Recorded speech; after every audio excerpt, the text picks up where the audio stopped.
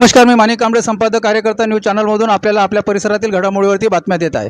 मारेगाव पंचायत समितीच्या कार्यक्षेत्रात येत असलेल्या मार्डी ग्रामपंचायत पोटनिवडणुकीसाठी मतदानाला सुरुवात झाली आहे। मार्डी वार्ड क्रमांक 3 हा कष्टकरी शेतकरी जनतेचा असल्यामुळे सकाळी 10 वाजेपर्यंत मतदान केंद्रावर टक्केवारी शिथिल दिसून आली आहे। या निवडणुकीत निसर्गाने मतदार राज्यावर प्रसन्नता दाखवली असून थंडगार वातावरण ही मतदान प्रक्रिया सुरू आहे। तहसीलदार उत्तम निलावाळ यांनी मतदान केंद्राला भेट देऊन परिस्थिती जाणून घेतली आहे। स्थानिक निवडणूक प्रशासनाचे अधिकारी मतदान केंद्रावर दक्ष असून जबाबदारीपूर्ण कामकाज सांभाळताना दिसून येत आहे। पोलीस प्रशासनाचे बीट जमदार दिगंबर किनाके तथा त्यांची चमू मतदान केंद्रावर चोख बंदोबस्त ठेवून आहे। मतदान केंद्रावर कुठलाही अनुचित प्रकार घडणार नाही याची ते दक्षता घेत आहे। 5 वाजता मतदान प्रक्रिया संपणार आहे। दोन्ही उमेदवारांना कार्यकर्त्यांचा तगडा पाठिंबा दिसून येत आहे। मतदान कोण जास्त काढत आहे यावर उद्याचा विजय राहणार आहे। मतदान केंद्र हे जिल्हा परिषद प्राथमिक शाळेत आहे। एकाच बूथवरून मतदान प्रक्रिया सुरू आहे। 589 मतदार या निवडणूक मतदानात हक्क बजावणार आहे।